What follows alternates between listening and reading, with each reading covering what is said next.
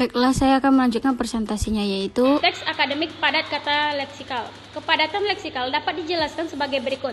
Teks akademik lebih banyak mengandung kata leksikal atau kata isi, nomina, verba, predikator, adjektiva, dan adverbial tertentu daripada kata struktural, konjungsi, kata sandang, preposisi, dan sebagainya. Halliday menyatakan bahwa semakin ilmiah suatu teks, semakin besar pula kandungan kata-kata leksikalnya. D. Teks akademik banyak memanfaatkan nominalisasi. Ditemukan bahwa dalam realisasi leksis pada teks-teks akademik yang dicontohkan nominalisasi digunakan untuk memadatkan informasi. Sebagai upaya pembendaan, nominalisasi ditempuh dengan mengubah leksis non-benda, antara lain verba, adjektival, adverbial, konjungsi, menjadi leksis benda. Teks akademik banyak memanfaatkan metafora gramatika melalui ungkapan inkongruen.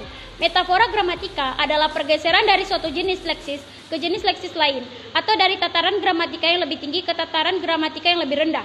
Metafora gramatika terjadi pada ungkapan yang inkongruen sebagai kebalikan dari ungkapan yang kongruent. F. Teks akademik banyak memanfaatkan istilah teknis.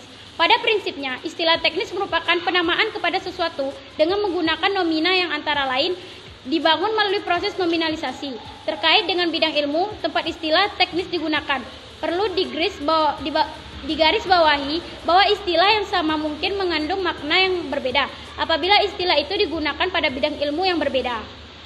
Teks akademik bersifat taksonomik dan abstrak. Pada dasarnya, taksonomik adalah pemetaan pokok persoalan melalui klasifikasi terhadap sesuatu. Oleh Wignell, Martin, Eggins, masalah taksonomi pada teks akademik dibahas dalam konteks bahwa perpindahan dari pemaparan peristiwa duniawi dengan bahasa sehari-hari menuju penyusunan ilmiah yang sistematis dengan bahasa yang lebih teknis adalah perpindahan dari deskripsi menuju klasifikasi. H.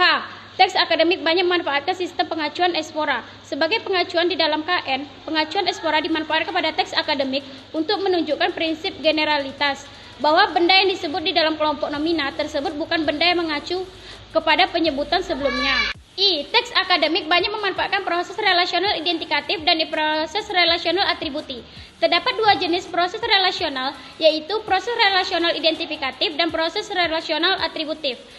Proses relasional identifikatif merupakan alat yang baik untuk membuat definisi atau identifikasi terhadap sesuatu. Sedangkan proses relasional atributif merupakan alat yang baik untuk membuat deskripsi dengan menampilkan sifat ciri atau keadaan benda yang dideskripsikan tersebut.